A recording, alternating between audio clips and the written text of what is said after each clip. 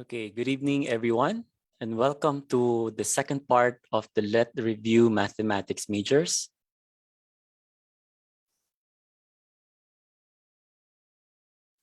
Good evening, sir.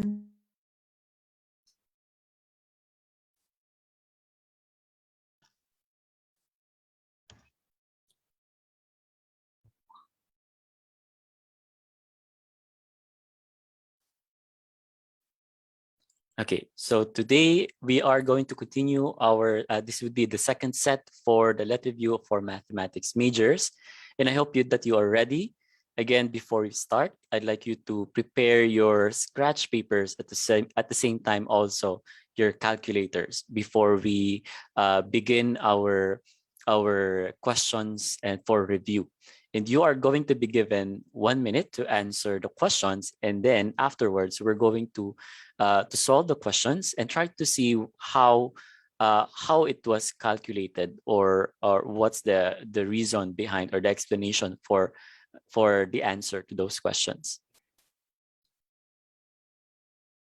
The coverage again for the mathematics majors are the following: arithmetic and number theory and business mathematics, second basic and algebra, advanced algebra, plane and solid geometry, trigonometry, probability and statistics, analytical geometry, calculus, modern geometry, linear and abstract algebra, history of mathematics, problem solving, mathematical investigation, instrumentation, and assessment. Okay, are you ready? I hope that you're ready. We're going to start. Question number 1. Question 1. X cubed minus 3x square y plus 3xy square minus y cubed is equal to 8. If x is equal to -1, what is y? A, 2, B, -2, C is 3, D is -3. 1 minute starts now.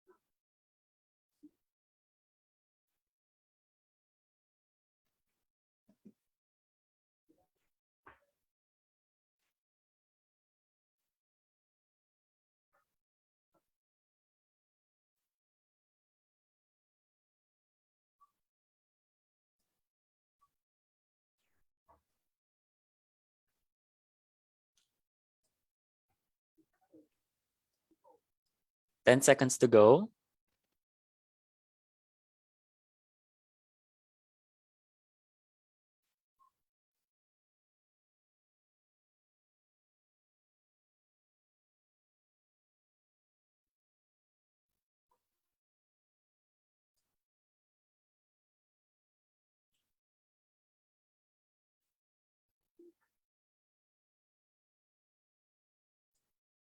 Okay, so time's up. Let's see if you have the correct answer.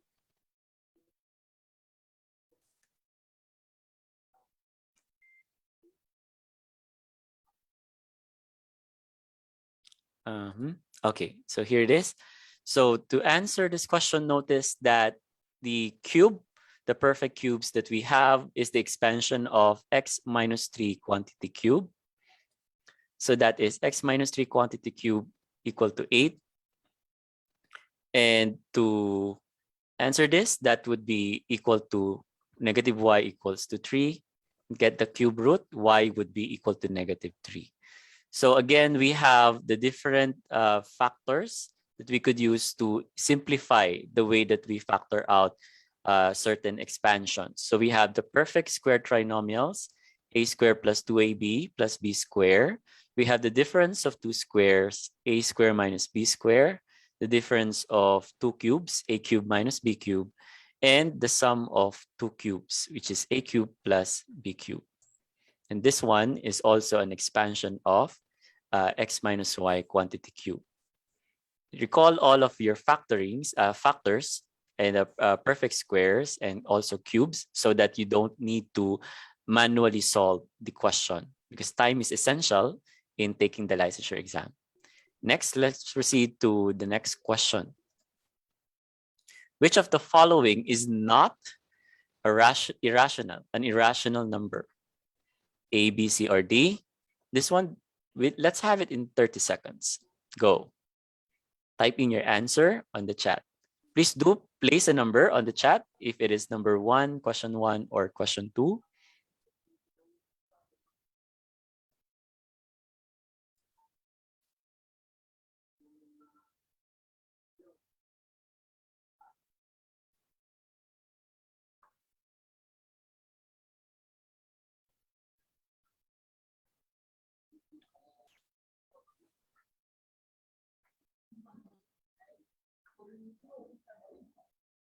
Ten seconds.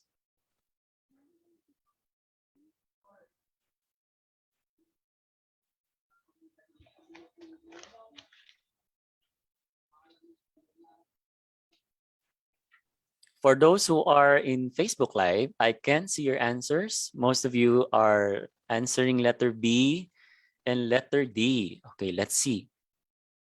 Time's up. For question number 2, the correct answer is D. So to answer the question, we need to again define what is an irrational number.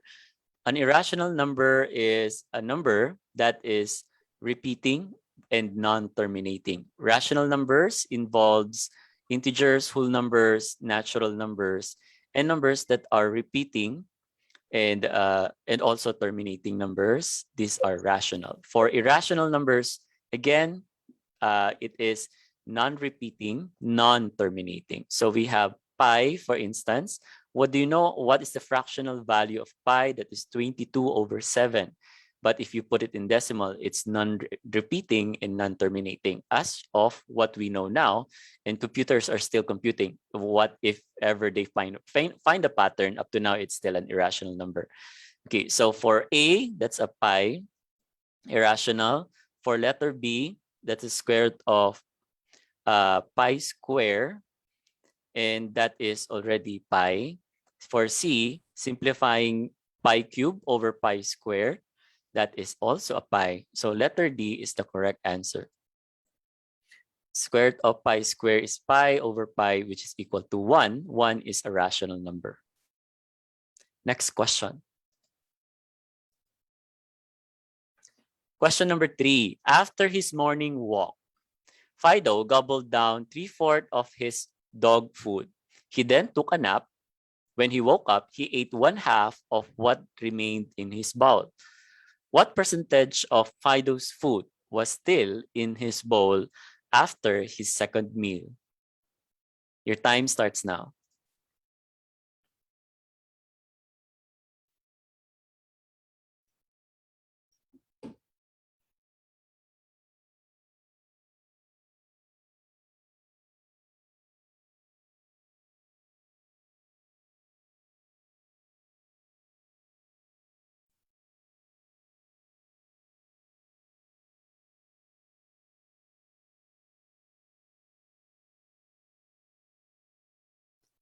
Thirty seconds more.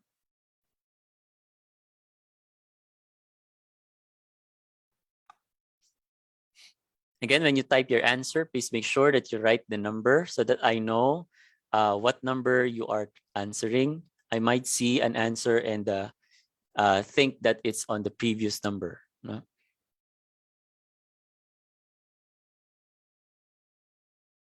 4, 3, 2, and 1. Let's see. Some of you answered A, C, and then we have also a B.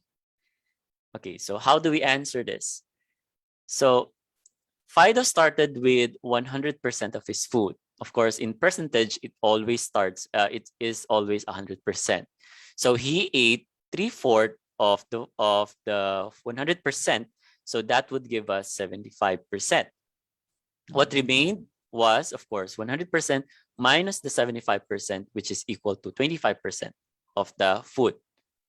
From there, when he woke up, he then ate 1/2 of that. So 1/2 of 25% would be 12.5%. So of course, subtract that 200 to 25%, you will end up with the same value of 12.5%. Okay, so the answer is letter A. Very good. Good, Delna. You were able to answer it correctly. Angel and Andy and Mary also.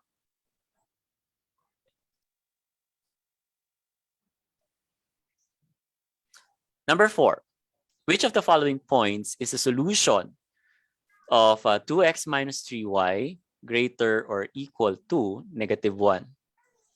Time starts now. Here we go.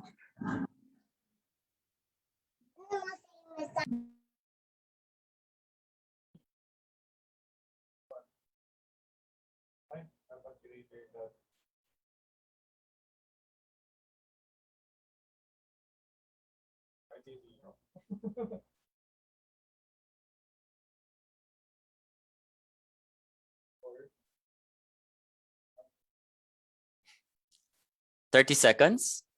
Again, if you have your calculator, don't hesitate to use your calculator to calculate faster the answers.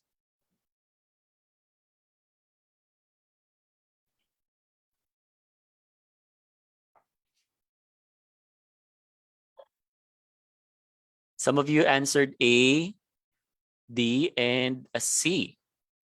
5, 4, 3, 2, and 1. Let's see if you got it correctly. So simply to determine if the value is a solution, we just simply need to substitute in the given values, to substitute the coordinate rather in the inequality. So for letter A, 2 and 3, substitute 2 to x and 3 to y, we'll end up with -2 greater or equal to -1, which means that it is not a solution. 1 and 4, for 1 and 4, you'll end up with a -10 greater or equal to -1, still not true.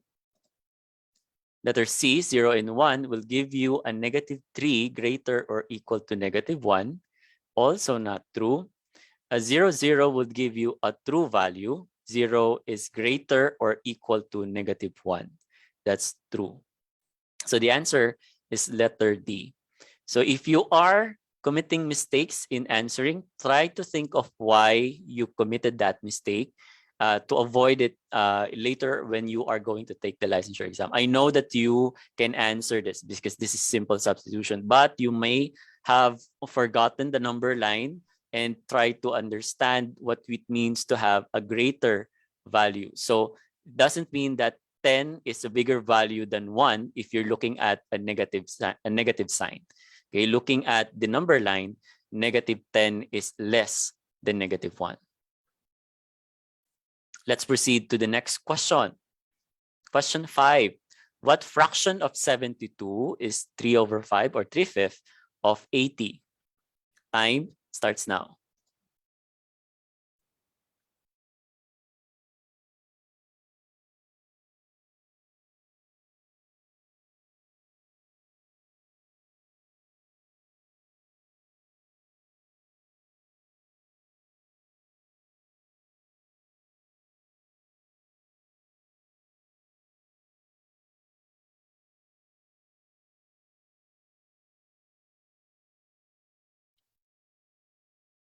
Thirty seconds.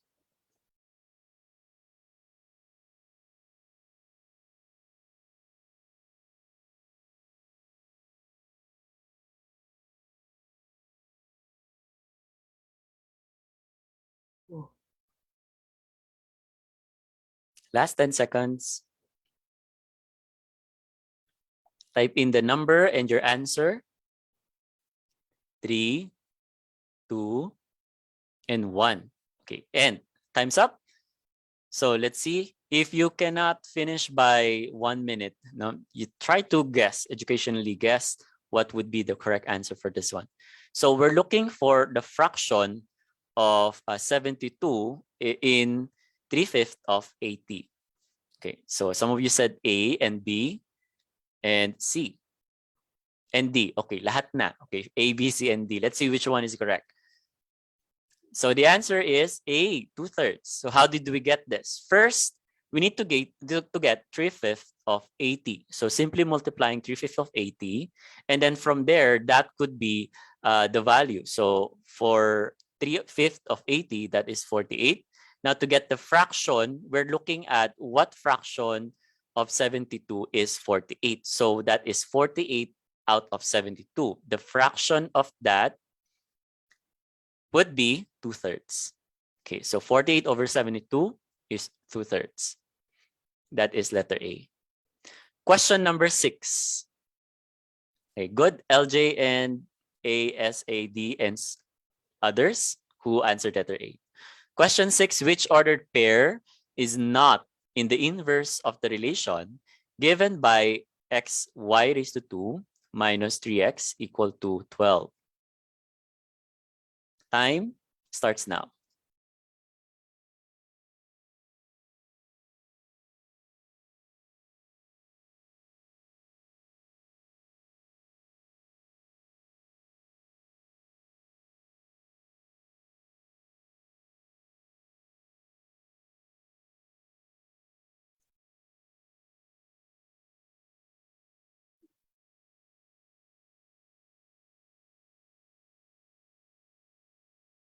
30 seconds. Type in the number 6 and your letter of answer.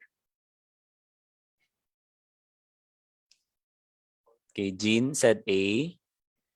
Rem said A. Okay, nakikinig lang po. Okay, so don't worry about, if you're listening, you should also be trying to answer the question so that you can practice. Now, this is, in mathematics, it's applying level, in cognitive level. So you have to really practice in order for you to improve on your mathematics. Okay, so most of you answered letter A. Okay, so we have a B. Mary answered B. Let's see how to answer this question. So we're looking at the inverse of the relation. So to answer this question, we are looking for the ordered pair not in the inverse. So we need to look first for the inverse of the equation. To get the inverse, we simply interchange y and x. So from xy square, it becomes x square y. And the 3x becomes a 3y. So from there, we are now going to check which ordered pair is not true, because we're looking for that, that ordered pair that is not in the inverse. So from here, we substitute in 0 for letter A, 0 and -4. It will give us 0 times -4 minus 3 times -4, which is 12, which is what is equal to 12. For B, we have 4 and 1. So 4 squared is 16 times 1 minus 3 times 1 will give us 13. So for letter B, this is already not true, and this is what we're looking for. So the answer is B, 4 and 1. If we look at the other options, we have 3 and 2, substituting in the values. 3 squared would give us a 9 times 2 minus 3 times 2 equals 12.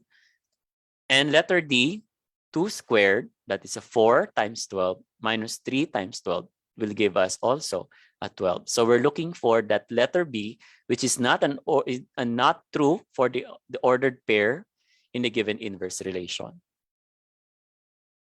Okay, so others also answered. Fina and Nguyen answered B. Very good. Let's move to the next question. Question 7. Evaluate 1 over 1 plus cosine theta plus 1 over 1 minus cosine theta, which is the correct or equal expression. Go.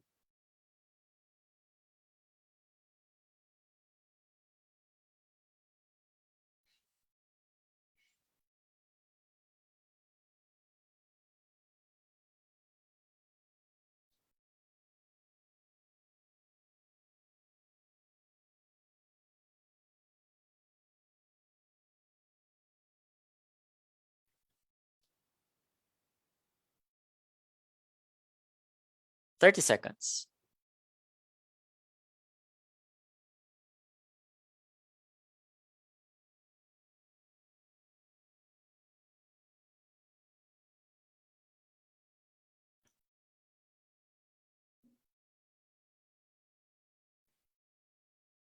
Ten seconds more. Type in the number 7 and then your answer. Guess what do you think is the correct answer? Okay, and okay, so here we need to simplify the expression. To simplify the expression, we need to get rid of the denominator. No, let's simplify it by multiplying the common denominator. So for each of the fraction. So to do that, we multiply 1 minus cosine theta to the first term, and then 1 plus cosine theta to the second term, so that both of the terms have equal denominator. So we have 1 times 1 minus cosine theta plus 1 times 1 plus cosine theta all over our common denominator now would be quantity 1 plus cosine theta and 1 minus cosine theta. Simplifying this, we end up with 1 plus 1 and negative cosine theta plus cosine theta that will cancel out. We will have 2 over 1 plus cosine theta times 1 minus cosine theta. From here, remember this is a product, no? So simplifying that, even if you use factoring, you will end up with 2 over 1 minus cosine square theta. Okay. Let's proceed. Oh, what's the correct letter for this one? Let's just go back. I forgot the letter. Letter D. Okay, so the answer is letter D. 2 over 1 minus cosine squared theta. Okay, so others got it correctly. Maria, Aiza, and I think Shella also got it right. Okay, next question 8. If the 21st term of an arithmetic sequence is 57 and the 89th term is 227, what is the 333rd term? Time starts now.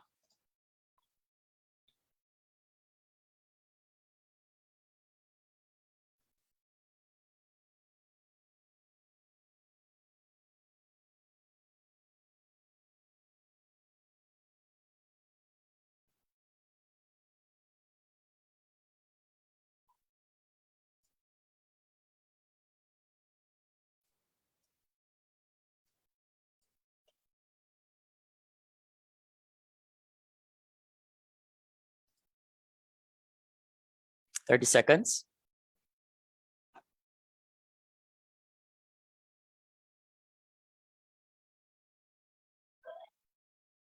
I know some of you already forgot. Maybe you're thinking, oh no, I forgot the formula. So we'll try to recall the formula later.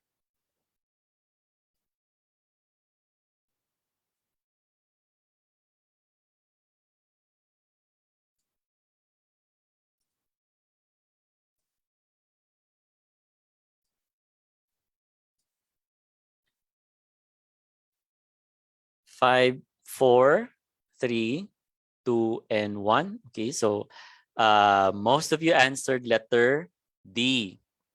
Okay, many of you answered D and C. Okay, let's review. So this is for arithmetic sequence in series and geometric sequence in series for under the intermediate algebra. You have to recall this, you have to remember this. There might be some questions also focusing on sequences and series. Okay, but there will be questions on logic, but this one is specific for math majors. So for the nth term, a sub n is equal to a sub 1 plus n minus 1 times d, which is the difference. Sum s of n is equal to n over 2 quantity a sub 1 plus a sub n. For geometric sequence and series, a sub n is equal to a sub 1, r, which is the ratio raised to n minus 1, and the sum of s sub n is equal to a sub 1 multiplied by 1 minus r raised to n over 1 minus r. Again, what's the difference between arithmetic and geometric? Arithmetic refers to the sequence in the difference between the first and the second, while geometric refers to the ratio of the first and the second. So difference for arithmetic, ratio for geometric, addition or subtraction for arithmetic, multiplication or division for geometric. So to answer this, most of you did correctly answer this, letter D, 837. Congratulations. So since a sub n is, again, is the formula, a sub 1 plus n minus 1 times d, we substitute in the given, which is 57, for the 89, for the 21st term. And then for the second term, 89, then the term, the sum would be, the a sub n is 227. So subtracting this, we get the value of 170, 227 minus 57, and then 88d minus 20 will end up at 68. So divide both sides by 68d, the difference is 2.5. So to get the 333rd term, you simply have to substitute the d. So that is 837. Okay, so the next question. Congratulations to those who answered, Fina and Pande, Leo, and others.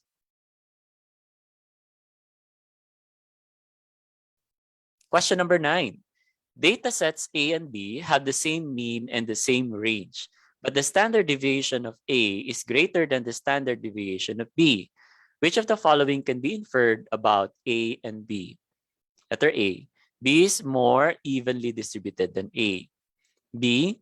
Fewer data points cluster about the mean in A than in B. And letter C. The median of A is greater than the median of B. Or D. All of the above. Time starts now.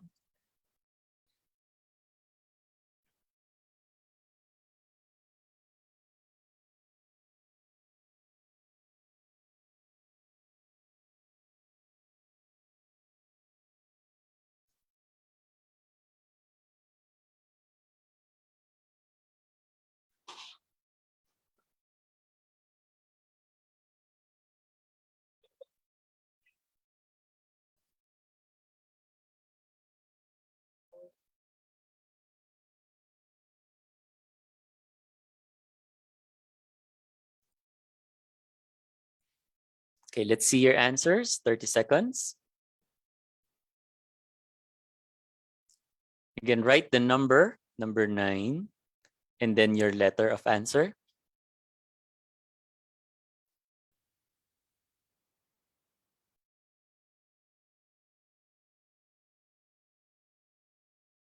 Ten seconds more.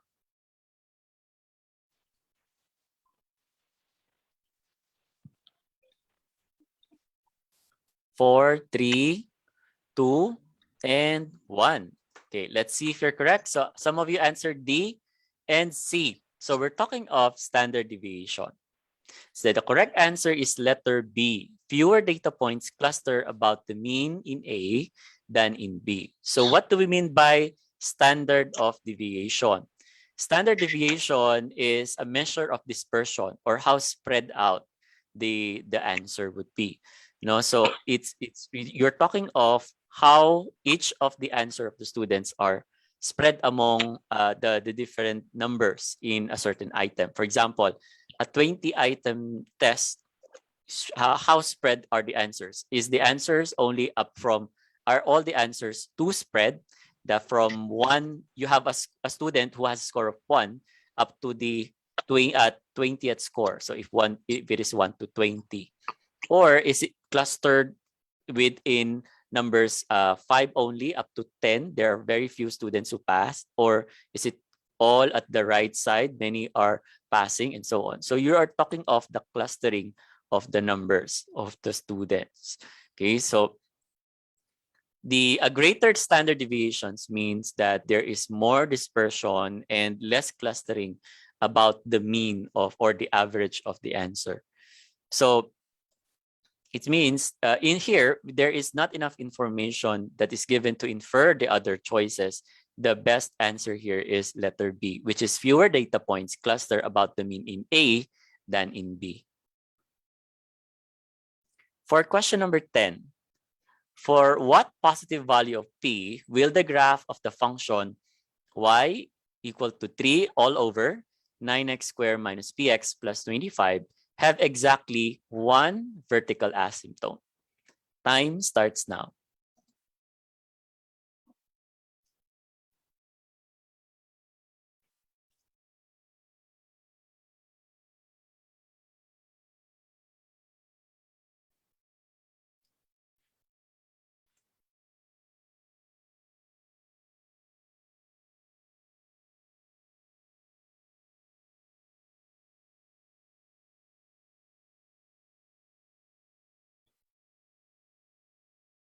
Thirty seconds more.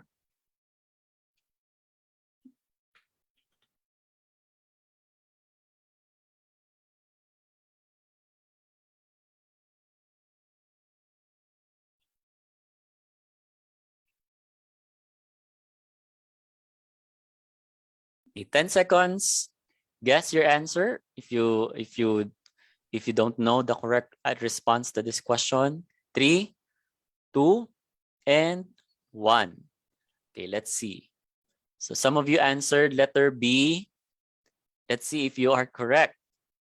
The correct answer is C. So maybe you forgot what is a vertical asymptote.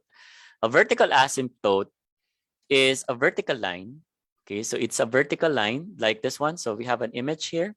So the vertical line that guides the graph of the function, but is not part of it. This one. This is the vertical asymptote.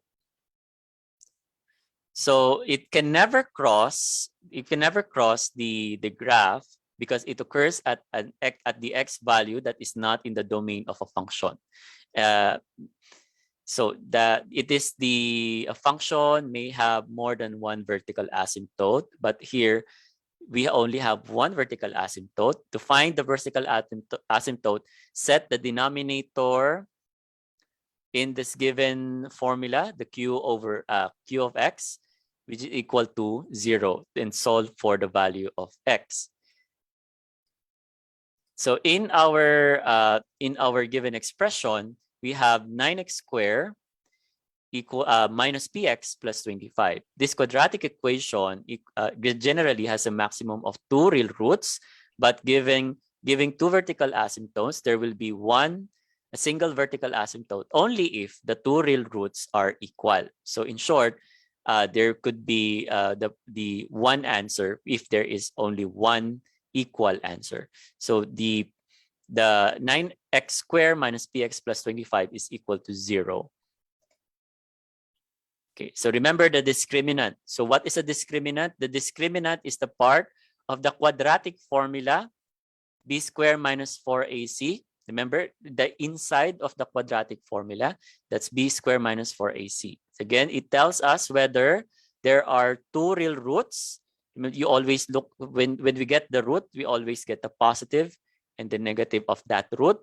So we will get 2 roots. If we only have one vertical asymptote, then we're looking for that one repeated root, which is the square root is 0, so that there would be no square root value. We'll only have the negative b part.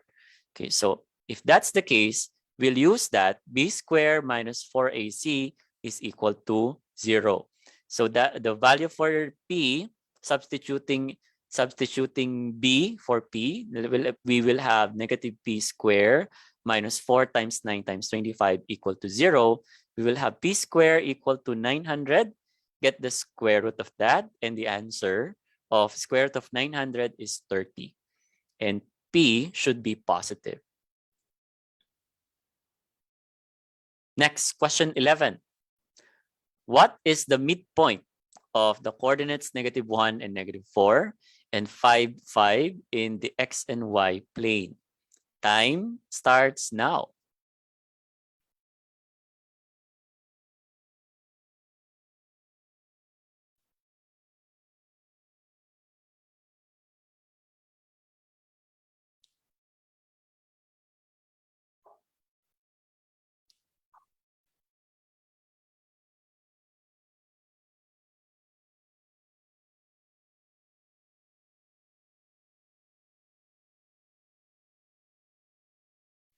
30 seconds.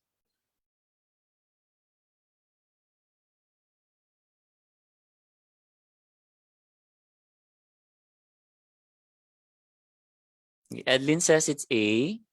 Shella says it's B. Andy says it's B. What about the others? 10 seconds more.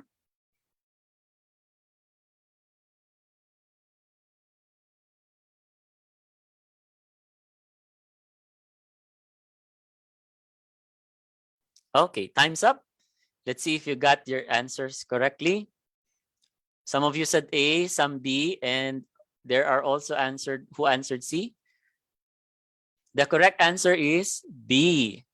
Okay, so the midpoint, remember the midpoint? The midpoint between 2 points in the x and y plane is found in the equation. The first coordinate, x sub 1 plus x sub 2 over 2, and y sub 1 plus y sub 2 over 2. So simply getting the to get the midpoint, simply add 5 plus -1 all over 2. And for the y, that's 5 plus -4 all over 2. That will give us 4 over 2 and 1/2, or 2 and 1/2. So that is letter B. Okay, next. Good. Most of you answered this one correctly. Number 12. A sector on a pie chart with a central angle of 75 degrees corresponds to what percentage of that data? Time starts now.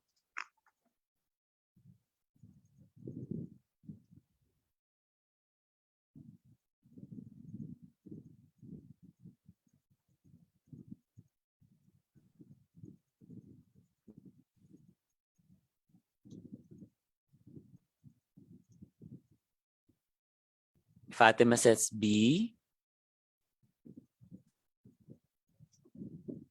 Again, type in the number 12, and then your answer so that I'm not confusing it to the previous answer.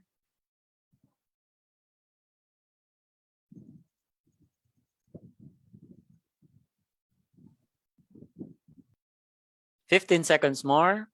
Okay, some said B, some said A, and there are also C. 5, 4, 3, 2, and 1. Confusing A or C. Okay, so let's see. So we are looking for the percentage of the data in a sector, meaning you have a circle involved, and you're talking of degrees. Since the central angle is 75 degrees, remember that the entire pie in degrees, what is a circle? How many degrees are in a circle? So in a circle, you have 360 degrees. So you're looking at how many percentage is 75 degrees over the 360 degree circle chart. So that is simply 75 over 360 degrees times 100, and that would give you a value of 20.8. Okay, so yes, so that again, 360 degrees for the chart. So that is letter A. So letter A. Congratulations to those who answered correctly. We have Cook and Charissa and others like Reggie and Raya May. Let's move to number 13. Which of the following numbers satisfies the inequality? 2/3 is less than 1 over x is less than 3 over 4. Time starts now. Again, use your calculator if you have it. Take advantage of that calculator when you're taking the math exam.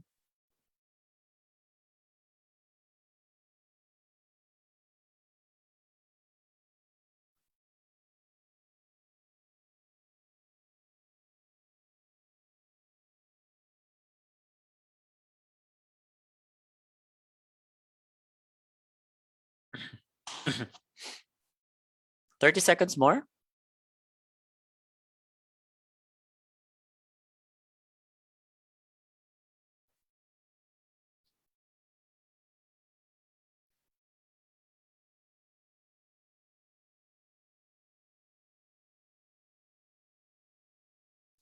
10 seconds. Type in your answer.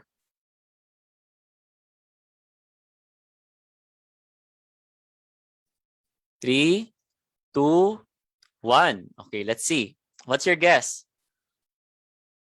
Which one is the correct answer? So many answered D, and then we also have C. Okay, so let's see. The correct answer is letter D.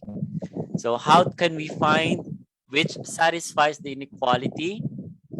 Convert the inequality from fraction to decimals.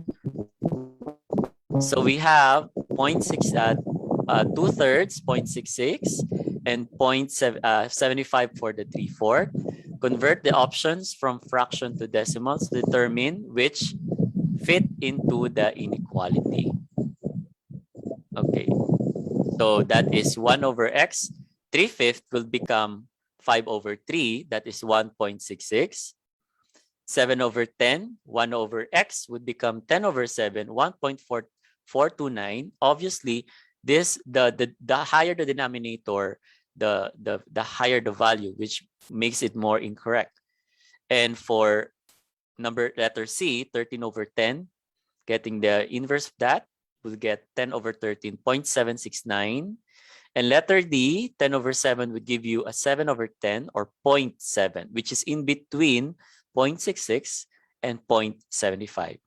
Again, this is where this is a good example of utilizing your calculator to it at its advantage. No, don't manually solve this because you will end up eating up a lot of time. Next.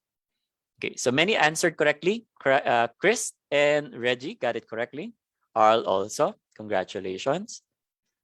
Question 14.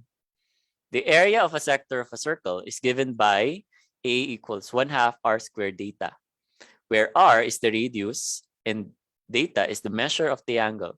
What is the area of a circle sector with arc length pi and radius 2? Your time starts now.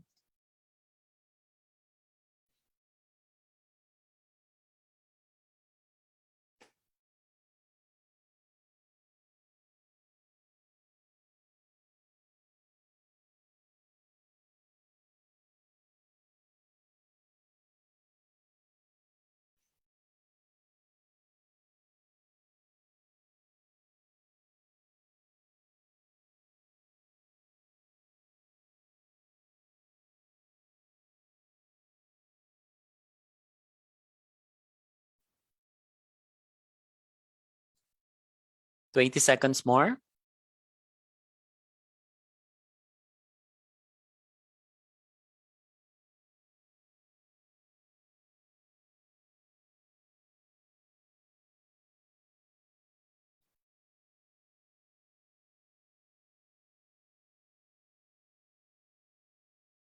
Okay, time's up. Let's see your answers. Some answered letter B and then D and C. Let's see how you, if your answers are correct. So to answer this, the arc length is, since it's given, the arc length is equal to pi, we use the arc length so that S is equal to R data. So again, the arc length refers to the in here is in radians. So given the arc length and the radius, find the measure of the angle. So we need to find the measure of the angle. In the given, pi is equal to 2 data, and pi being the arc length. So our data is equal to pi over 2. Now find the area of a sector by simply substituting in our values. So we have the area is equal to 1/2. R is, the radius is given to 2 squared, that is 4. And our angle or data is pi over 2. So simplifying this, 1/2 times 4 over 2 will give us a 1. So the answer is pi, letter B. Next. So Shella got it right. Very good. Next, Chris also got it right. Number 15, differentiate y equals 2 raised to 3x. Time starts now.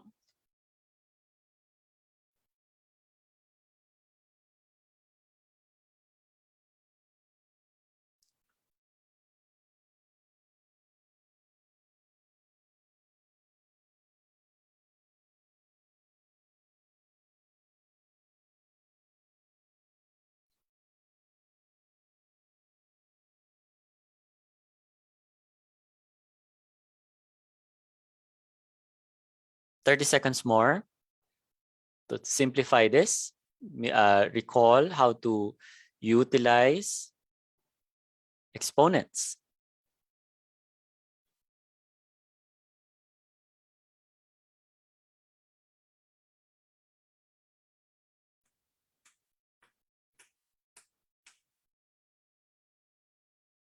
Five, 4, 3, 2, and 1. Okay, so let's see. Some answered letter B. Most answered letter B. Let's see if you're correct. That is correct. The answer is letter B. One method in solving this problem is the following. So differentiating y equals 2 raised to 3x, what we could do is to take the logarithm, base e natural logs on both sides. So taking the logarithm ln y of both sides, ln y equal to ln 2 raised to 3x. From here, we can use the logarithmic properties. Again, you also need to recall the logarithmic properties. There are questions also that that is on properties on logarithms, such as making you use solving equations or evaluating expressions of logarithmic using logarithmic properties. So here we change the base, so 3x ln 2 from ln 2 raised to 3x. That is on the power rule of the logarithmic properties, as you see here. And then from there, we are going to differentiate both sides with respect to x. So we will have d over dx ln y and d over dx, or the derivative of 3x ln 2. So the derivative of ln y can be used by getting the derivative of the logarithmic functions. So we will have 1 over y, and the derivative of 3x ln 2 is simply a derivative of a variable. So we will have 1 over y dy dx equal to 3 ln 2. Then, of course, you can cross multiply the y to get the derivative 3y ln 2. And then get the derivative of simplifying it further, getting the derivative 2 raised to 3x times 3 ln 2. Next, question number 16. If A varies inversely with B and A equals 3m when B equals 5n, what is B when A equals 5m? So here we have a question on proportions. Your time starts now.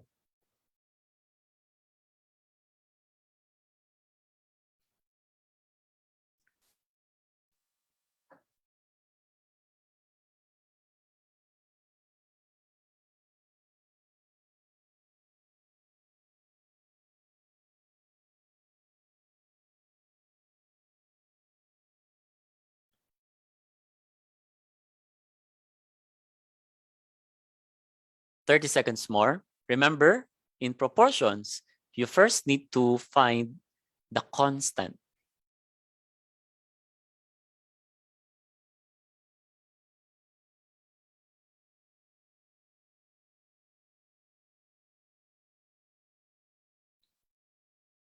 Ten seconds more. Type in your answer. Let's see. Arl, it's already number 16. Is that 16 or still 15?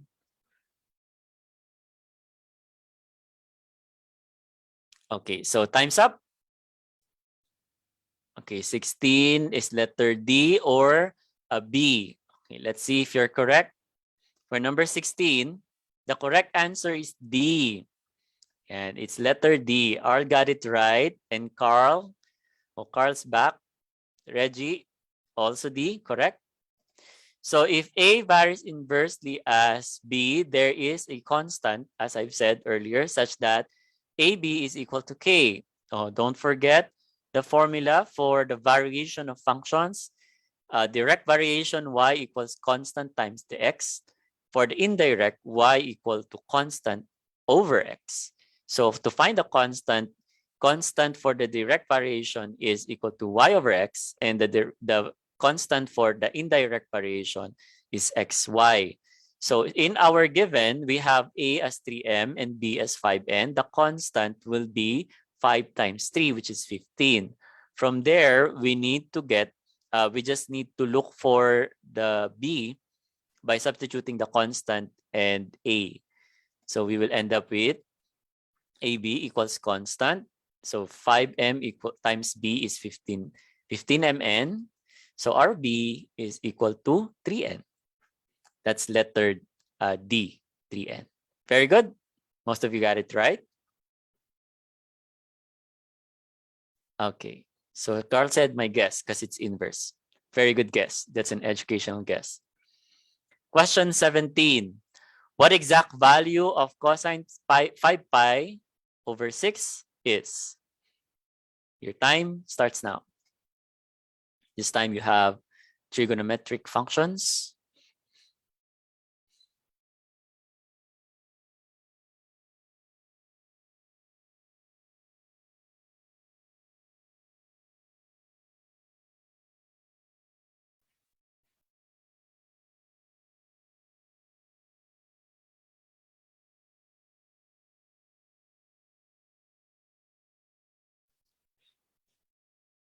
Angel says it's B.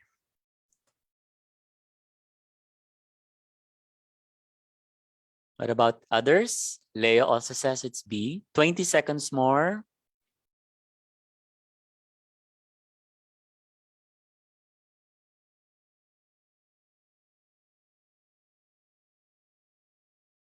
Okay, Charlie and Chris, Charissa and Hazel also B. 2, 1, and 0. Okay. So let's see if you're correct. Very good. So the answer is B. The cosine 5 pi over 6 is equivalent to negative square root of 3 over 2. So either you compute this or you could make use of the circular functions, but I would suggest that you could have already memorized the table for the different functions, the circular functions of trigonometry. So if we are going to compute for this, which will take a long time, but for the sake of explanation, convert 5 pi over 6 to angle degrees by using the equation, of course, radians times 180 over pi. That would equal to the degree, and that would give you a 150 degrees. So from here, you can draw already the angle in the circular function. This is 180, and this would be the radius would always be a 1. So to get the side in front of the 30 degrees, which is the 30 degrees, which is divided by 2, that's 1/2. And then in front of the 60 degrees would be 1/2 times the square root of 3. So that's why square root of 3 over 2. Now, since this is a negative value, no, on the left side, that's a negative value, you will have negative square root of 3 over 2. So recall the 30, 60, 90 and the 45, 45 degree 90 for easier calculations. Okay. So again, second quadrant is negative. So you will end up with a negative square root of 3 over 2 to get the cosine 30 degrees. Okay, next, question 18. Congratulations to all of you who answered this correctly. Again, the best way to answer these types of question is to memorize the table, especially for let. You don't have time for long computations. Question 18. Find the integral of 1 minus x raised to negative 3 over 2. Your time starts now.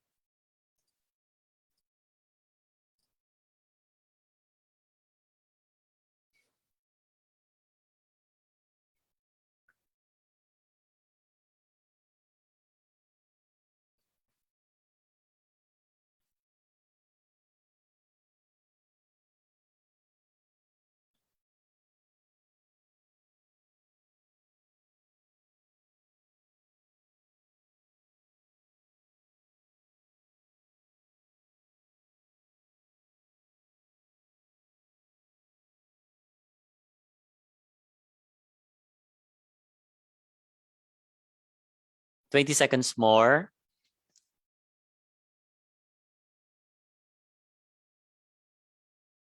Charlie says it's A. You have 10 seconds.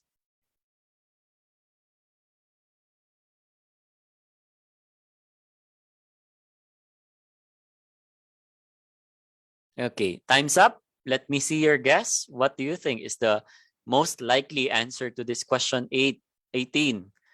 Okay, Carl said A, Arl said B. Let's see if you're correct. Okay, so to get the integration, so actually the one that is a bit confusing here is the exponent, no, the -3/2 exponent. So the correct answer is A, x plus 2x raised to -1/2 plus C. So to get the answer to this question,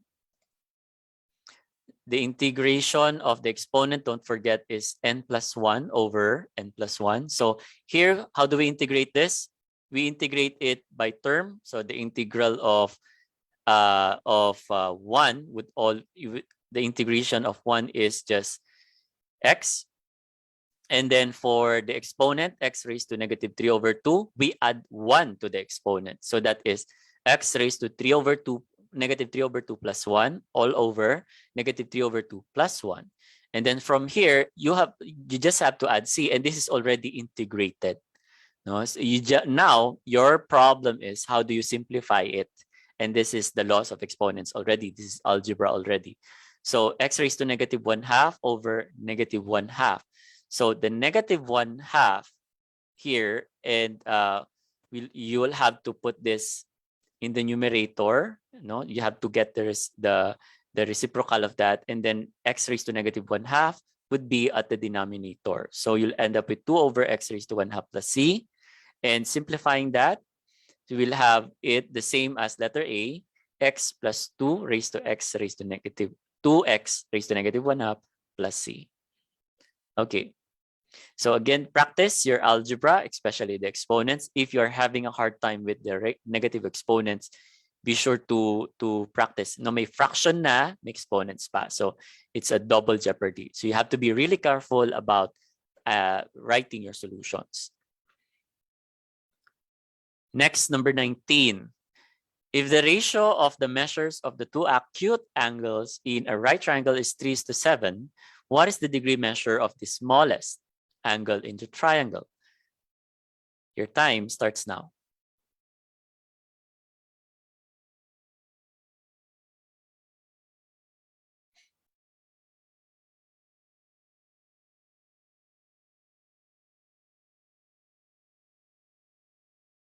Okay, Carl says it's C.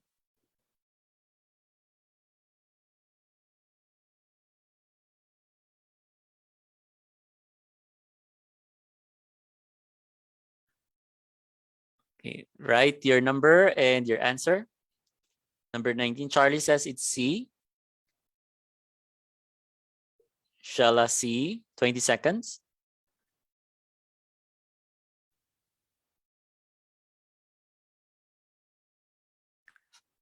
Fatima C, Edlin C, Katrina C. 3, 2, and 1. Okay, almost all of you answered C. Actually, all of you did answer C. Let's see if you are correct. Yes, the answer is letter C. So when we have a ratio, you're given a ratio like 3:7, you simply have to add in an x. That's the easiest way to answer it. So like just like this one, that's and if you just need to look into what is it equal to, since here you're looking at a two acute angles of a right triangle, meaning one angle is 90 and the other two should be equal to 90 because the sum of all the angles in a triangle is 180. So the angles of A and B should equal to 90. So that is 3x plus 7x equals 90. So you'll end up having 10x equals 90. So our x is 9. So what is the degree measure of the smallest? So the smallest is 9 times 3. That would give us a 27. So the same goes if you're given a ratio, for example, what is the measure of the largest angle in a triangle with a ratio of 1:2:3, you just have to simply add an x. 1x plus 2x plus 3x equal to what is the measure of all of them added together. Since it's a triangle, it's 180. If it is a rectangle, it would be 360, and so on and so forth. Next, question 20. If in a distribution, most of the values are less than the mean, then the distribution is A, positively skewed, B, negatively skewed, C, symmetric, or D, none of the above. 30 seconds for this one.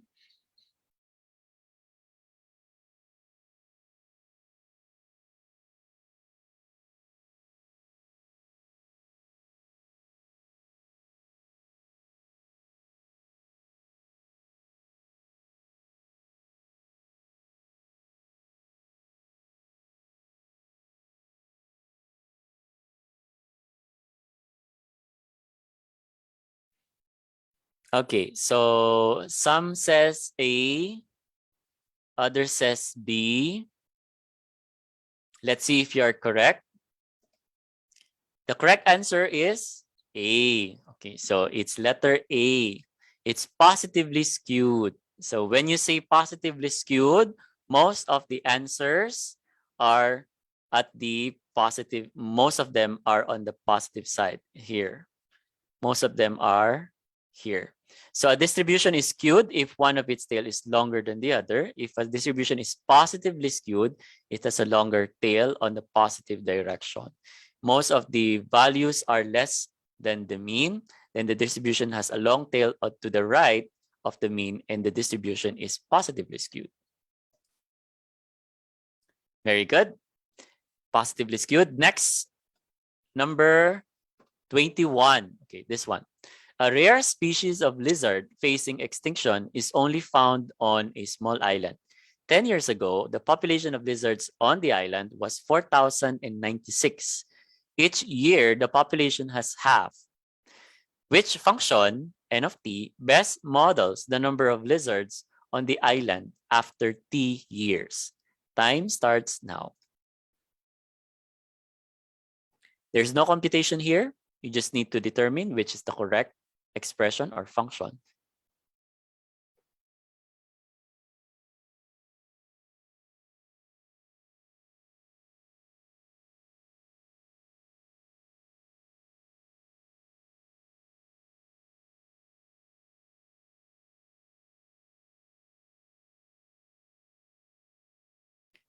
"30 seconds. Chris says it's A. What about the others? Which makes a lot of sense to you for the equation?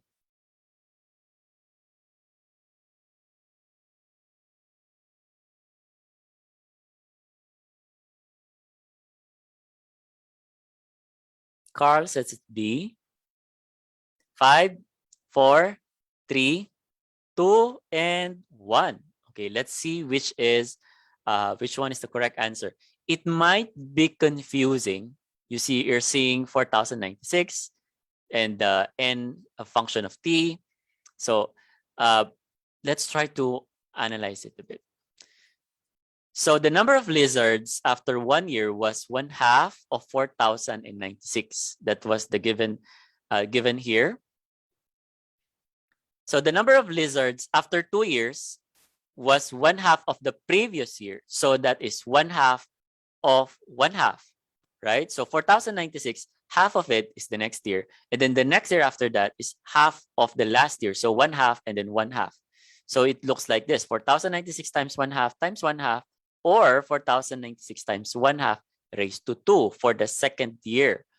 And then, of course, for the next year, the third year, 1/2 of the previous year. So that's 4,096 times 1/2 times 1/2 times 1/2 for the third year, or 4,096 times 1/2 raised to 3.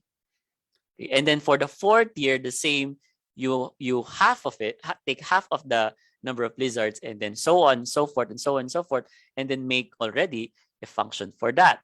So the function would be the number of lizards after t years is equal to 4,096 times 1/2 raised to t. And that is letter B. So very good for those who answered. Charlie got it right, and Carl got it also right. So again, try. This is on comprehension of the comprehension of problems. Next, number 22. What is the domain of the rational function x plus 2 all over 2x squared minus 3x minus 14? Your time starts now.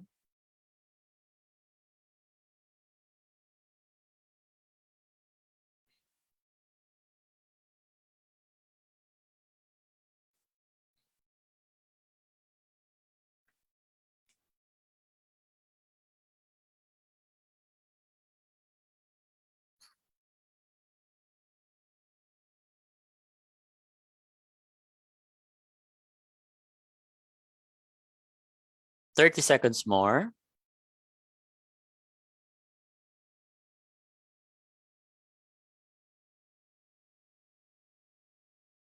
Carl says it's D.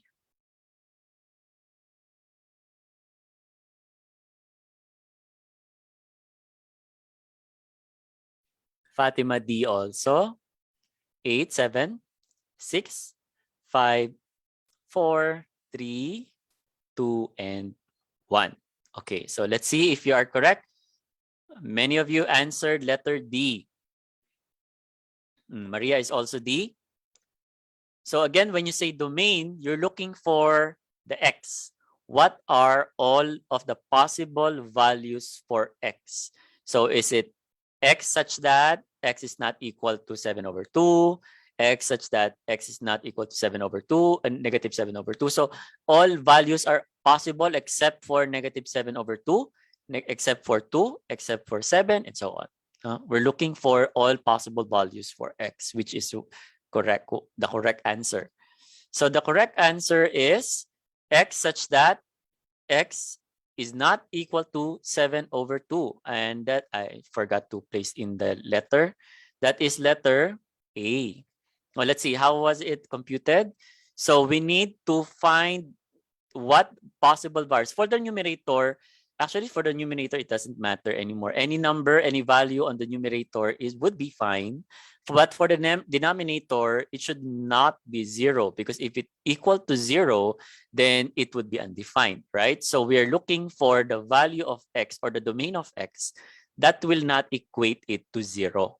So therefore, we simply factor out 2x squared minus 3x minus 14 equal to 0. That is a 2x minus 7 times x plus 2. Since x plus 2 is in both the numerator and denominator, it can be canceled out. X plus 2 and x plus 2, you will end up with 1 over 2x minus 7. So 1 over 2x minus 7 should not, 2x minus 7 should not be equal to 0. Therefore, 2x minus 7 equal to 0. So simplifying that, your x would be equal to 7 over 2. Therefore, everything, all numbers in the real numbers are okay, except for x such that x is not equal to 7 over 2. That's the best answer.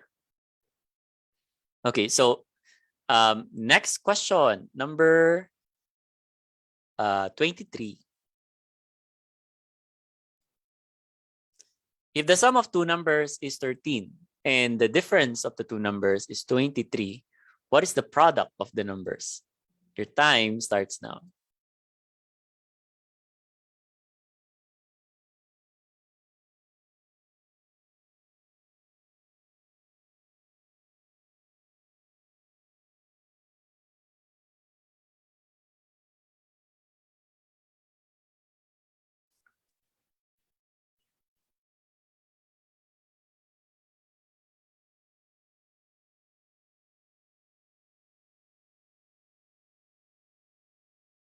Thirty seconds.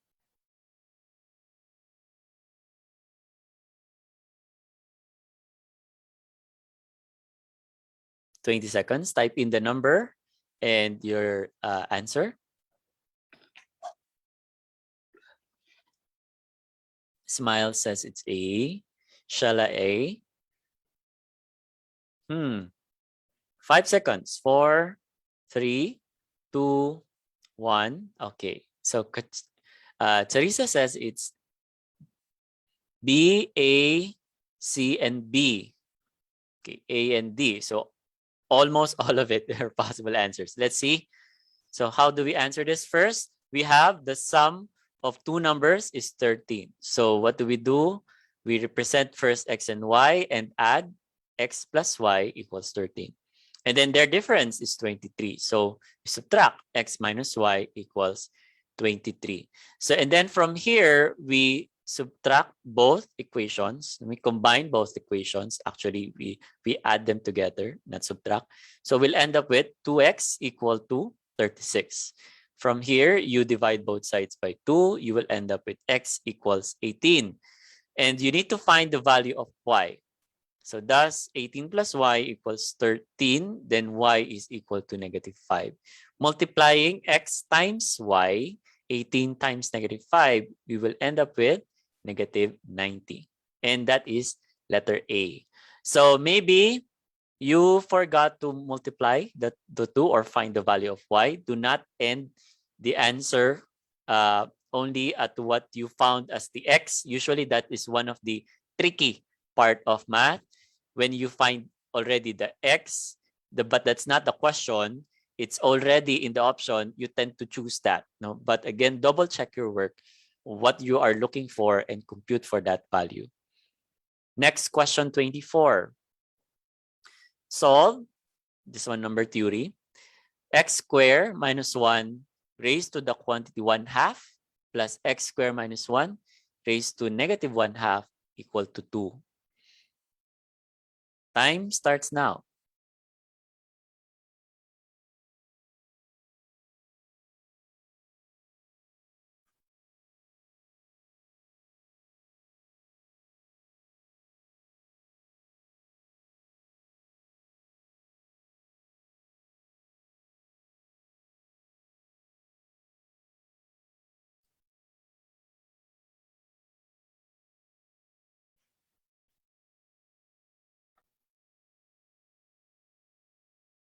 Thirty seconds more.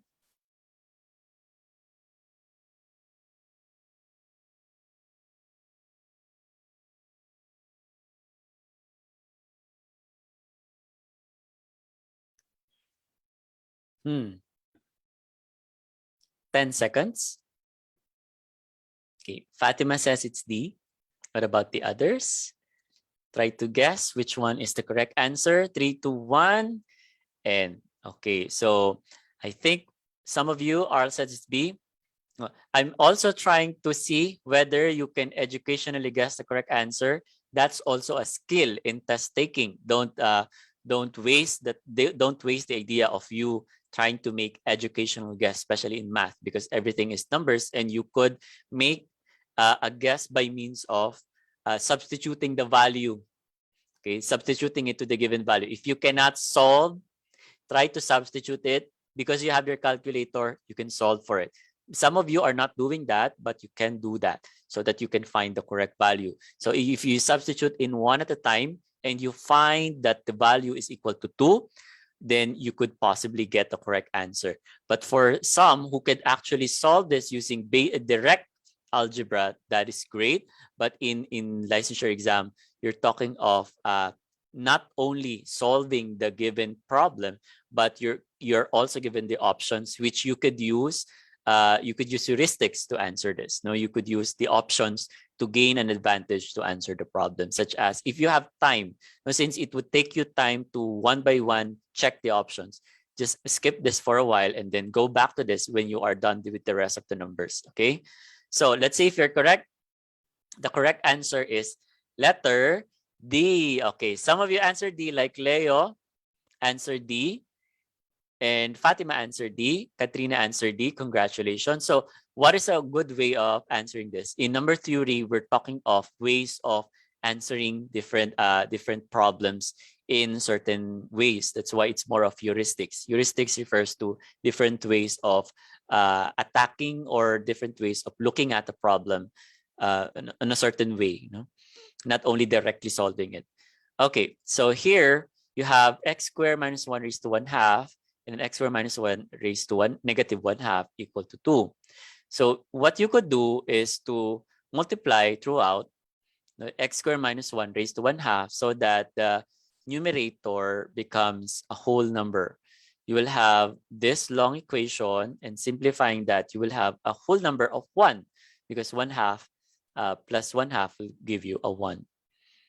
And then so x squared minus 1 plus 1 equal to 2 times x squared minus 1 raised to 1/2 because the right side of the equation only has a 2. So from here, you combine like terms. You have negative 1 and 1. No? This would cancel out. So you will have x squared equal to 2 times x squared minus 1 raised to 1/2. And simplify that by squaring both sides of the equation. You'll have x to the 4th equal to 4 times x squared minus 1. And from here, you could simply factor out the answer, x squared minus 2 raised to 2 equal to 0. So x squared minus 2 equals 0. Transpose 2, you'll end up with the positive and negative square root of 2. Okay, very good. Next number, 25. Which of the following functions are not continuous at 0? Time starts now.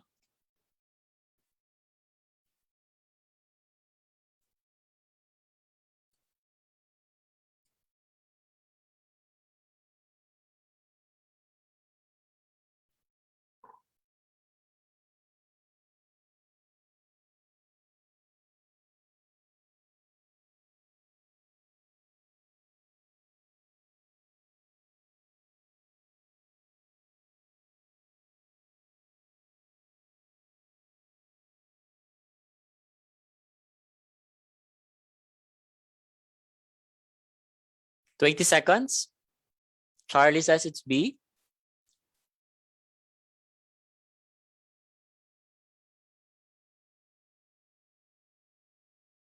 10 seconds. Fatima B. Shella B. 7, 6, 5. Hannah B. Go, go, go. Chris A.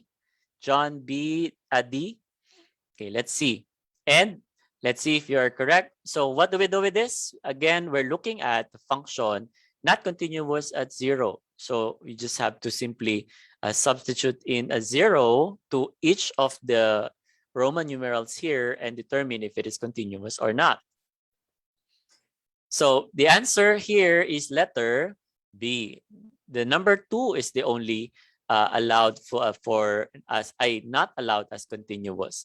For the first one, remember, a function is continuous at point x equal a if the function is defined, there is a value. Second, the limit of x approaches the function that exists. So it means that it is not undefined. The limit is equal to the function of a. So in the given Roman numerals, the first one, item 1, is 0/5 will give you a 0 and and then second one is undefined, third one is a value of 0, and the fourth one is a value of 5. Okay, so we have only number 2, which is not continuous. Number 26. What is the equation of a circle whose center is at the origin and that passes through the point 8, 15? So here we have time starts now. Okay, equation of a circle, if you could recall.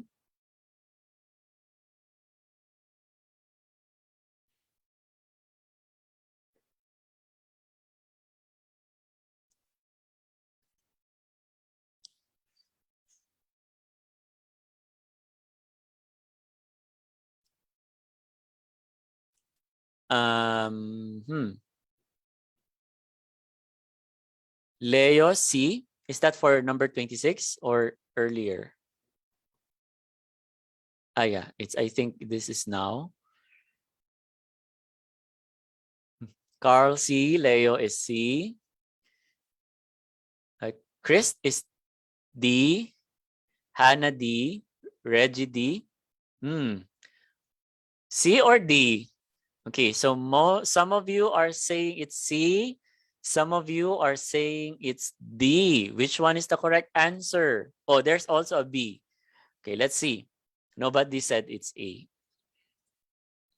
The equation of a circle is x minus h quantity squared plus y minus k quantity squared equal to r squared. The center is hk and the radius is r. So here, in the question, the equation of the circle whose center is at the origin. If the center is at the origin, it means that the center is 0, 0. Diba? So if the center is 0, 0, you will have, you will not be able to, this would cancel out. No? The 0 na to eh. You will just have an x and a y. Okay, so since the radius,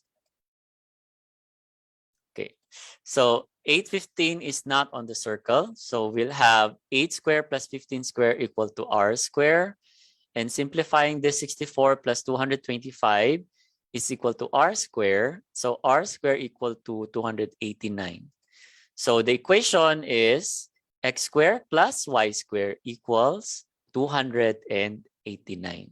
Okay. So again, take note, the equation of a circle, x minus h quantity squared plus y minus k quantity squared equal to r squared. Now, if it is at the center, meaning you have the coordinate plane, no? Why am I using my hands? Okay, so we have a coordinate plane. If it is at the center, the circle is at the center, 0, 0, yan. So, and then the other point is outside of the circle. Okay, so if the circle is here, then the center would be different. The coordinate would be different. Next question, number 27. Evaluate -1 over -27 raised to the -2/3. Okay, so go. Time starts now.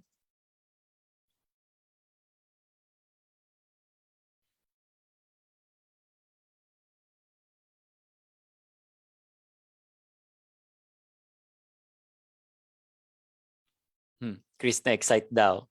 Naku, pag na-excite, you're going to commit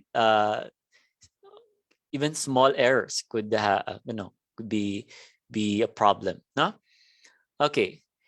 Angel, you're writing so many answers. What's your final answer? 27. 27, C, Fatima, Carl, Edlin, Labores, Angel, Shella, also C, Hannah and Charlie, C. Chris is A. 6, 5, Reggie is C, 4, 3, 2, and 1. Okay. I hope that you're taking your calculations as notes, no? Later on, you can review that. Okay, so the correct answer is letter C. That's -9. So the rules of the laws of exponents, if you're having problem with this, it can, if you cannot master the exponents, you will have a problem with algebra, because the exponents are part of computations of algebra, which also be utilized in problem solving and can be utilized in other functions, in trigonometric functions, in derivatives, in integrals. So you have to know the basics. No, that's why I'm giving questions such as this.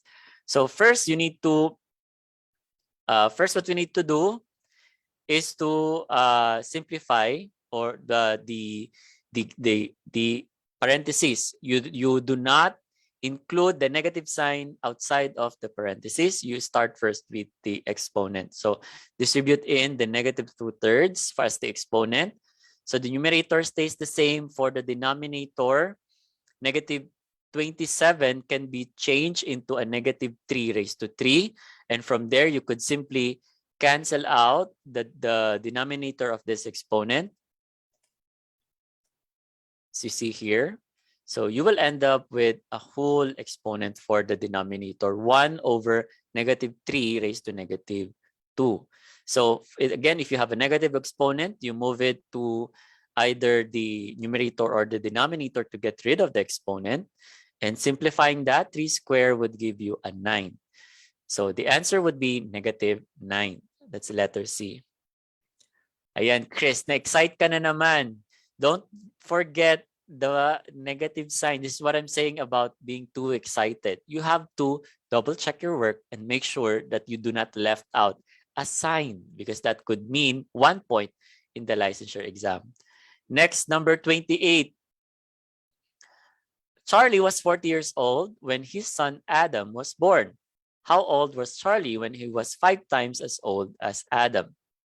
This is a common question for problem solving. Age. Time starts now.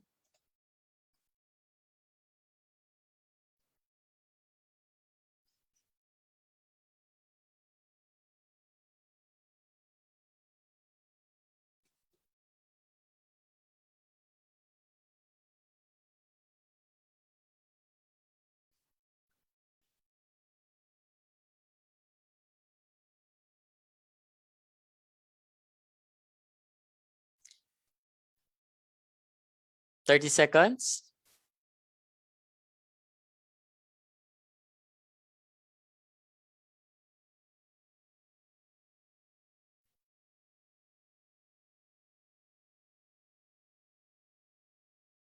Last 15 seconds.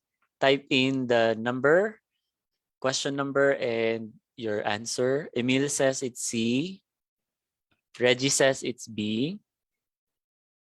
C and B. Fatima B. Okay, 3, 2, 1. Okay, let's see. Let's see if you're correct. The correct answer is letter C. So Emil was right. It's 50. So how do you solve the problem? So represent X years after Adam was born, and Charlie was 40 plus X years old, and Adam was X years old. So from there, we have 40 plus X equals 50. And then 40 equals 4X. So divide both sides by 4, X is 10. So Adam was 10 years old and Charlie was 50 years old. Okay, so C, 50. Next question is 29. Again, we have another coordinate geometry. What is the distance between the coordinates 3 and -7 and 6 and 2? Go. Do you remember the distance between 2 points?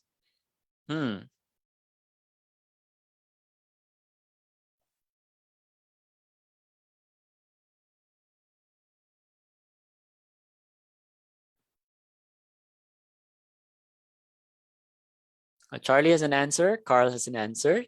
They said it's both D.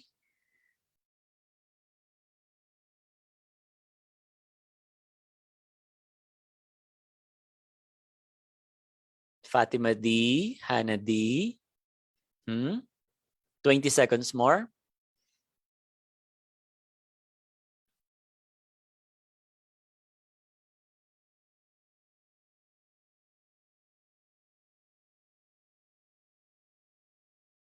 Six, 5, 4, 3, 2, and 1. Okay. All of you answered D. Very good. So let's see if you answered it correctly. I hope that you're really answering this based on your own knowledge and you're not just trying to search the formula. Okay, so the distance formula is for 2 points is the square root of x square minus x sub 2 rather minus x sub 1 quantity square plus y sub 2 minus y sub 1 quantity squared. And you get that for using a triangle, so you could see here. Okay, so the answer is D, 3 square root of 10. So just substituting in the values. I'm not going to extend this so that we can have more questions. So D would be equal to the square root of 90, and that is equal to 3 square root of 10. Question 30. I'll give you only 30 seconds for this one. Who is the father of algebra? A. Euclid. B. Musa al-Khwarizmi. C. Hipparchus. Or D. Ronald Fisher. Go.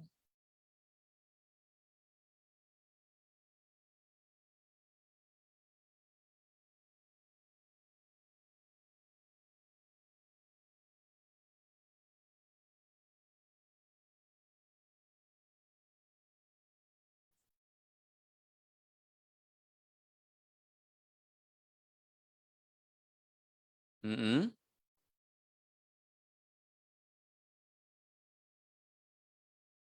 Okay, time's up. The correct answer is the father of algebra is letter B, Musa al-Khwarizmi.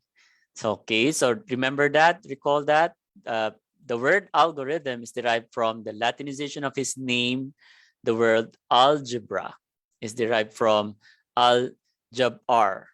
Okay, part of the title of his most famous book, in which he introduced the fundamental algebraic methods and techniques for solving equations. Although there is another that is also some countries also consider him as father algebra, but the most of the arguments in research and in history in mathematics uses Musa al-Khwarizmi as the father of algebra.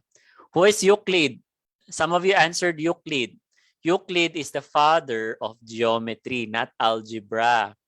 Euclid is the one who developed the book of elements. Okay, so here he is the father of geometry, Euclid. Okay, take note of that. Hipparchus is developed trigonometry for letter C. He's considered as the great astronomer in ancient times. He also has his works in spherical trigonometry. And Sir Ronald Fisher was the one who is known as the father of modern statistics. Okay, he was the one who developed ANOVA and up to today it's being used, no? And other things that he was able to develop. And that's why he was known as the father of modern statistics. In LET, there are questions about the history of math, so you should know and get as many famous people as you can within in terms of the history of mathematics. They will be part of the mathematics exam. Next question. Cosecant 270 degrees is equal to. Your time starts now.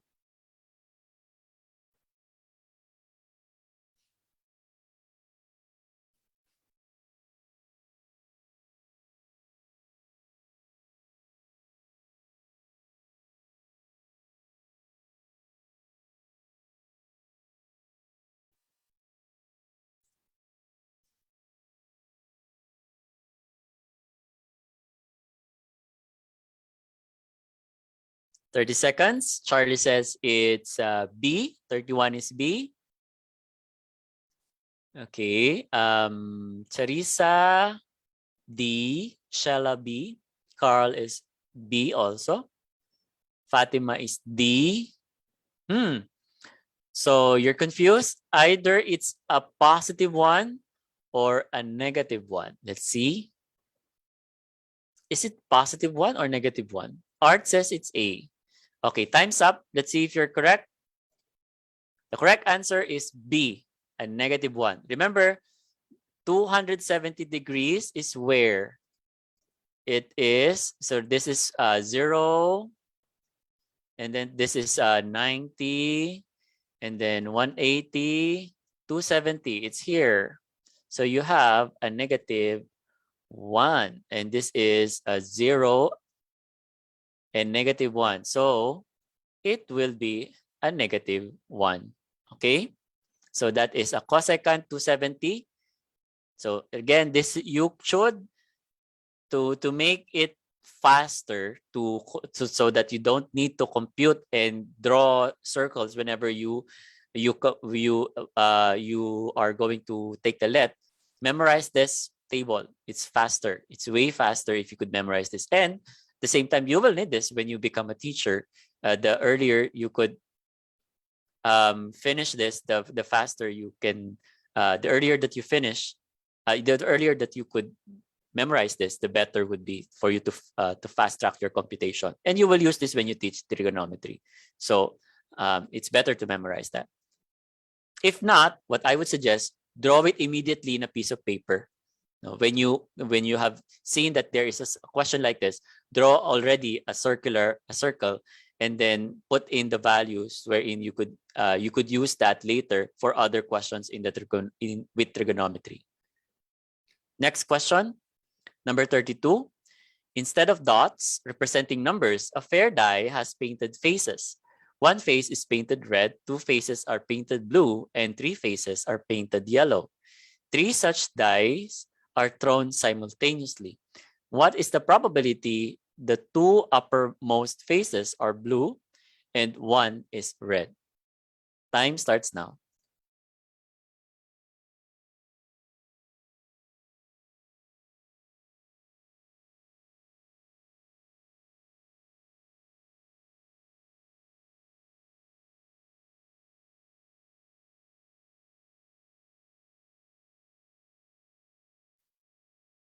Oh, the time stopped.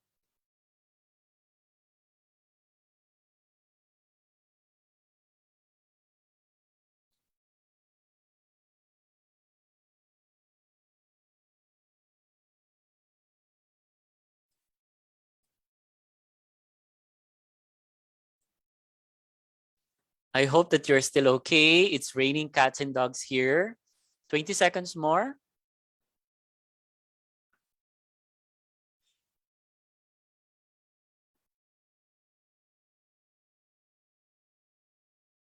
Okay, number 32. Charlie says it's A. Romel says it's A. Fatima is B. Okay, check what you should be doing for the given. Are you multiplying it? Are you adding it? So on.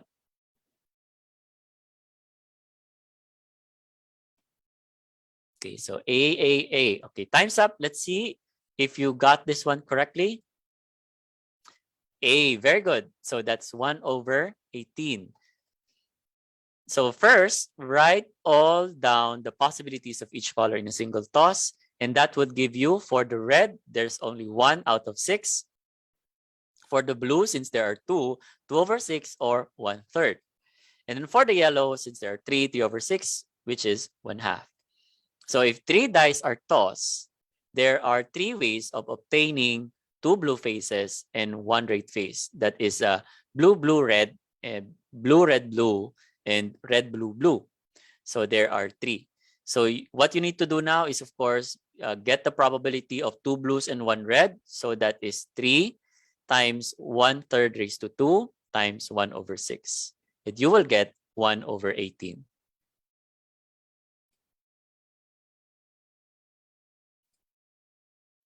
Next, number 33. ABC and DF are similar right triangles with the ratio of sides of ABC to corresponding sides of DEF equal to 1:x. What is an expression for the ratio of the area of triangle ABC to the area of triangle DEF? Time starts now. I think this one is only good for 30 seconds. You're not actually going to compute.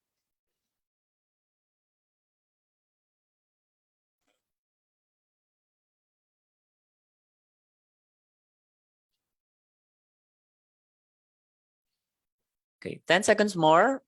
What do you think is the correct answer for similar right triangles? So we're talking of similar triangles. What is the ratio of the areas of similar triangles, specifically right triangles? Okay, 33. B. Okay, do you think it's B? Let's see if you're correct. Very good. It's letter B. For similar triangles, the area of the similar triangles are actually, the ratio of the area of the similar triangles are actually equal to the lengths squared. The side, one side of the length, and then square it. That's similar. For similar triangles only. Don't apply this for regular triangles. So we have, since the side is 1:x or 1/x, then you just have to square that so that you get the ratio of the areas. That is 1:x squared, which is letter B. Next, question 34. What is the value of x if log base x of 27 plus log base b, log of base x and 3 equal to 2. And your time starts now.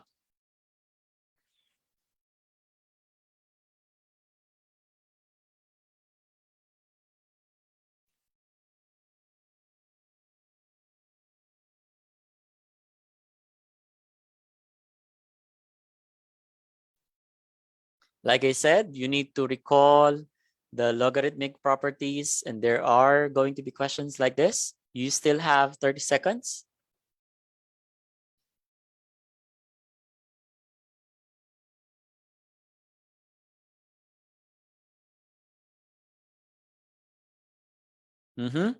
Many of you are saying it's A. Edlin A, Leo A, Carl A, Reggie A, Emil and Charlie also A. Fatima says it's D.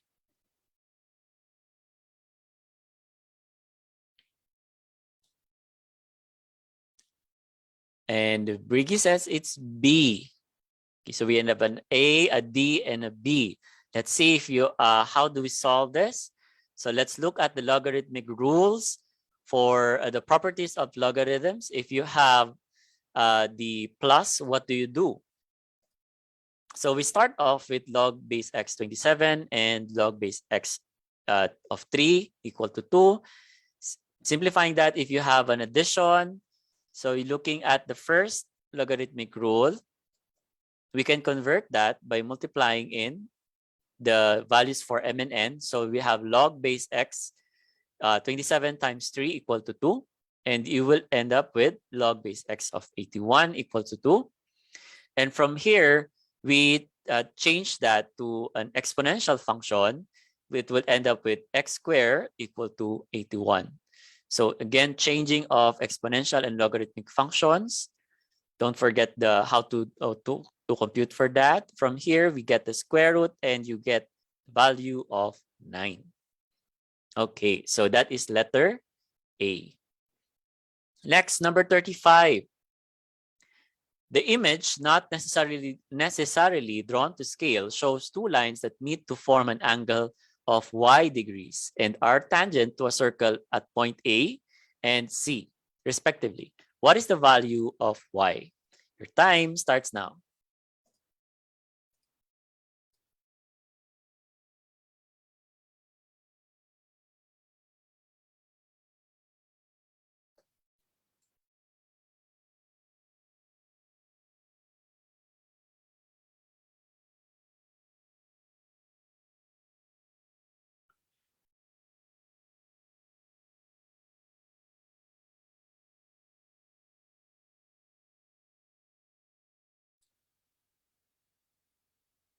Okay, 30 seconds more.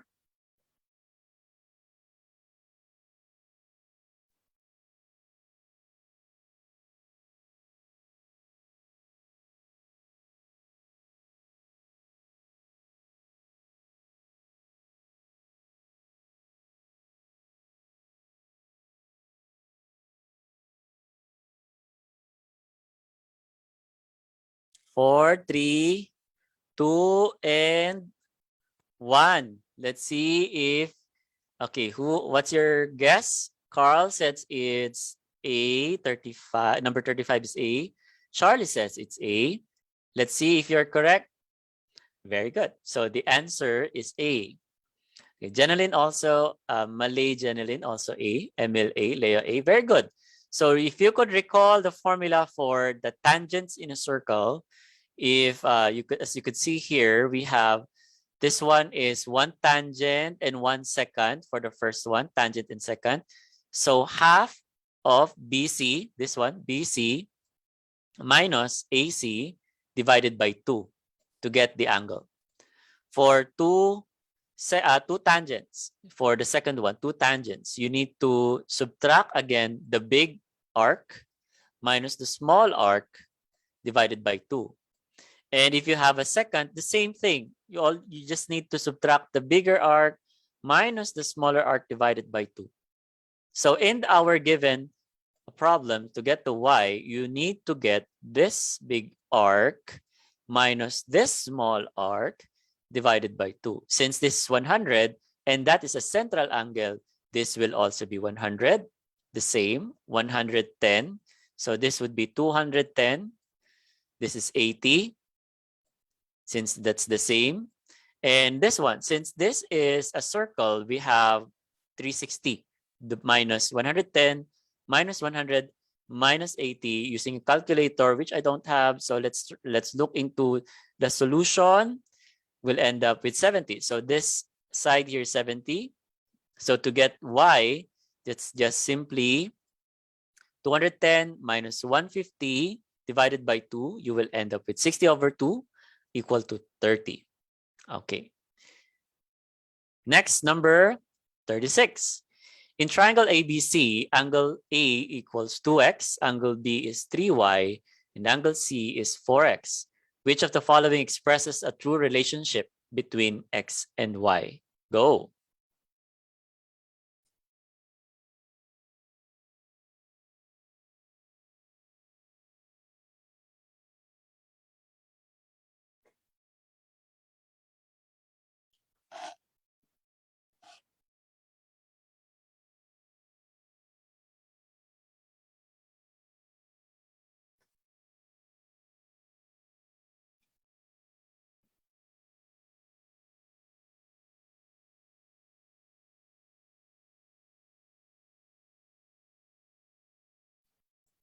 "25 seconds. Type in your answer, number 36. 20 seconds more. Which is a true relationship? Carl and Charlie says it's A. Jenelyn says it's C. Fatima A. Reggie B. Okay, so we have an A, a B, and a C.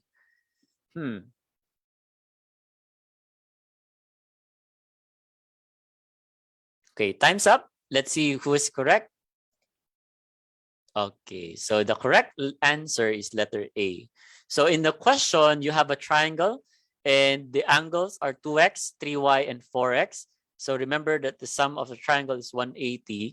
So you just need to find the relationship of this by just adding all of the values. 2x plus 4x plus 3y is equal to 180. From there, we just need to simplify this. Okay, so simplifying it, 6x plus 3y equals to 180. And then simplifying this further, divide all by 3 or just transpose this. You will end up with y equals 60 minus 2x, which is your letter A. Okay, so again, this is algebra. No, as long as you know the concept of the triangle, you can just use algebra to simplify the equation. So that's an A. So very good. Diogene, Chris, and Carl, and Leo, and others, no? So who answered this correctly? Number 37. Okay, we're almost done. How many sides does a polygon have if the measure of each interior angle is 9 times the measure of each exterior angle? Time starts now.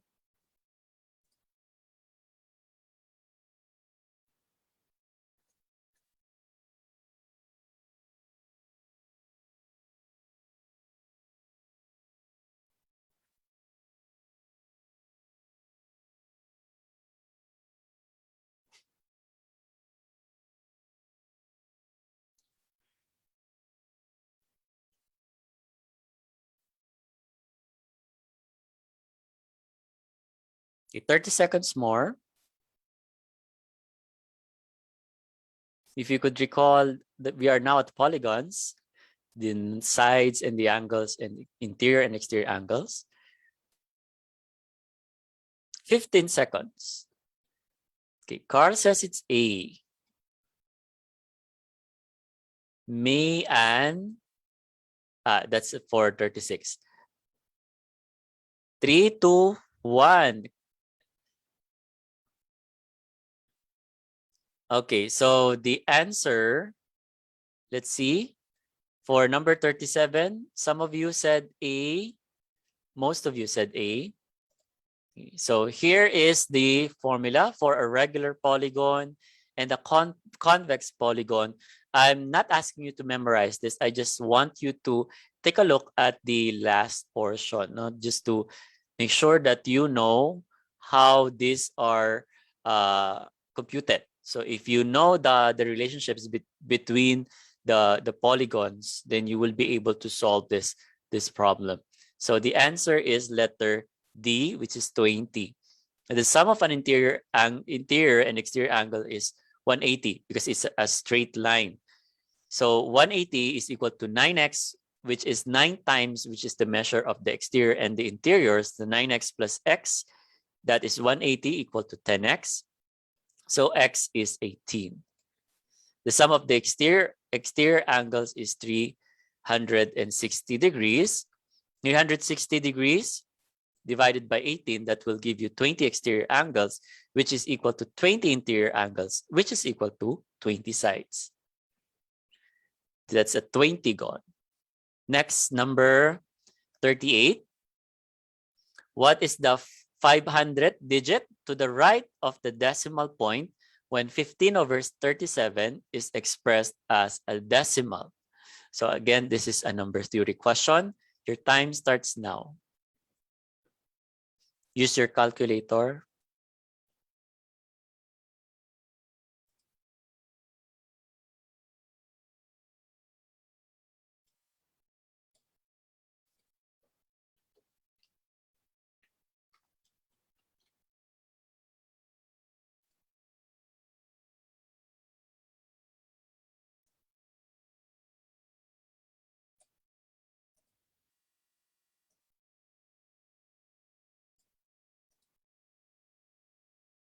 Oh, the timer stopped. So let's have 20 seconds more. 38. Carl says it's C. Fatima also C. Charlie says it's A. Because if you divide using your calculator 15 and 37, you get a repeating number. Okay, so let's see. Chris said also A. Shella has to answer 0 and bakit 0 nga no? Dapat A, not 0. Okay, Leo is D and Edlin is D.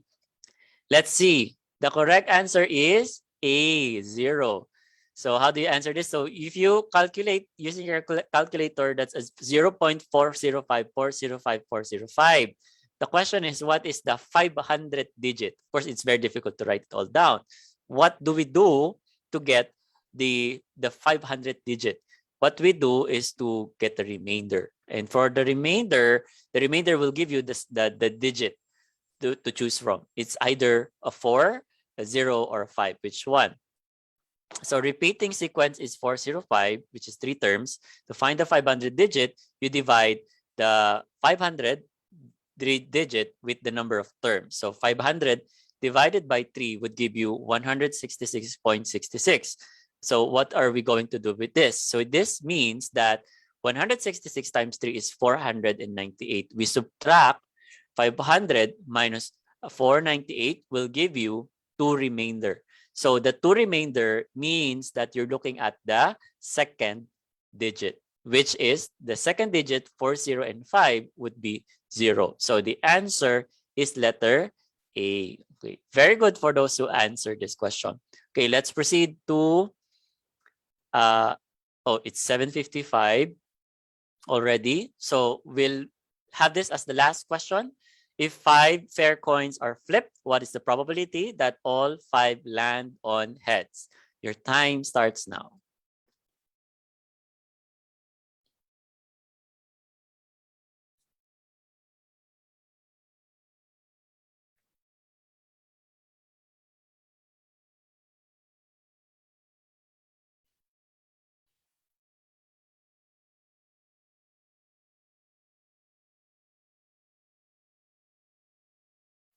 Charlie says it's A. What about the others? 5 fair coins are flipped.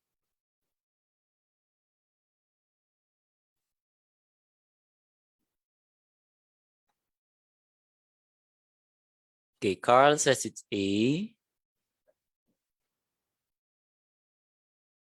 Let's see. Okay, so most of you said it's A. The correct answer is A. Very well done. So since there are two equally possible outcomes for just a coin, that's 2 times 5, you will end up with 32 different equally possible outcomes. So only one consists of 5 heads, so that is 1 out of 32. So multiplying 1/2 times 1/2 times 1/2 times 1/2 times 1/2 will give you 1 over 32. So that is the correct answer, letter A. So congratulations to those who answered this correctly. And that is the end of our session for tonight. Thank you for attending and participating really well for our session. And I do really hope that all of you will pass. Math majors they're very little in number. So I hope all of you will pass. I wish all of you good luck. Just make sure that you practice a lot, because practicing, really calculating on your own, can help you in your test. Okay. Again, my tip to you is try to solve as many problems as you can, and try to solve not the ones that will involve you 5 minutes or 10 minutes to answer a problem, but as many of the different topics in the coverage of the test that you could review them. Okay. Again, I wish you good luck, and thank you everyone for attending our session. Bye.